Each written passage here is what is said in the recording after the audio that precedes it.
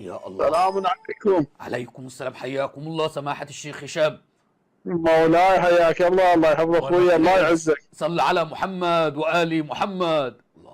اللهم صل على محمد وآل محمد. أولا استفسار، إن تسمحون لنا. الله يحفظك سيد، الله يعزك. حياك الله. أنا ما أعرفك معذرة. ولا يهمك سماحة السيد. سماحة الشيخ هشام، من أول من نادى بإمامة أمير المؤمنين علي بن أبي طالب سلام الله عليه وقال أنه إمام معصوم؟ يا الله. من النبي صلى الله عليه وآله قال إن الإمام علي إمام معصوم. لا، مو بهذا النص. طب لا القرآن قال ولا النبي قال. امال مين اللي قال ان الامام علي امام معصوم سماحة الشيخ هشام؟ افضلكم علي. جميل. اقضاكم علي. واقواكم علي واشجعكم علي، وهيترك زوجته تضرب علي، وهيجر البيع كالجمل المخشوش علي، ويسقط جنينه محسن. ان الله ورسوله والذين امنوا. الذين يكون ما فيهاش اسمة الامام علي وما فيهاش اسم الامام علي. ليه يا سماحة الشيخ هشام؟ بس بالله لا تغلق الخط علي يا شيخ هشام، لعل الله ارسلني اليك الان.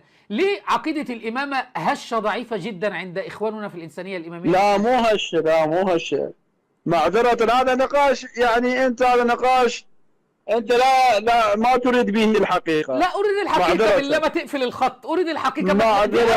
ده اول ما حط الرجل للهروب. اريد الحقيقة. انت اثبت لي الان هذه الامامة. ما يوصلنا الى حقيقة. ليش يا شيخ هشام؟ ما يوصلنا حقيقة. انا سعيد ان انا بتكلم معاك. اثبت لي الامامة من القرآن او السنة. مع الاسف هذا ما يثبت حقيقة. انا اتصل غير وقت بك ان شاء الله. طيب انا مشغول. طيب شيخ هشام، انت الان في بث مباشر على قناة رامي عيسى يسمعك المئات سنة وشيعة. هل تستطيع ان تثبت لهم هذه الامامة ام تنسحب الان؟ تفضل. لا انسحب الان ما استطيع. افا عليك يا شيخ هشام. هذا يثبت ضعف معتقد الامامية الاثنى عشرية. اثبت لهم هذه الامامة اللي كفرت الامة عليها. اثبت هذه الامامة يا شيخ هشام اللي كفرت الامة عليها. ارجو المعذرة. طيب شيخ هشام، ادعوك لمذهب اهل السنة والجماعة، فحاول تعيد التفكير بارك الله فيني. ماشي شيخ هشام. سكر. ارجو المعذرة، انسحب الان. ومش مستحي، عادي عنده، عادي. ارجو المعذرة هشام التميمي. انا مضطر ان انا انسحب الان. مش عارف بيعلموا الشيعة ايه في الحوزة. هذا من البصرة. وعادي ينسحب عادي، مفيش مشكلة ينسحب عادي. ليه؟ لأن الإمامة مش موجودة، لأن هذه العقيدة هشة.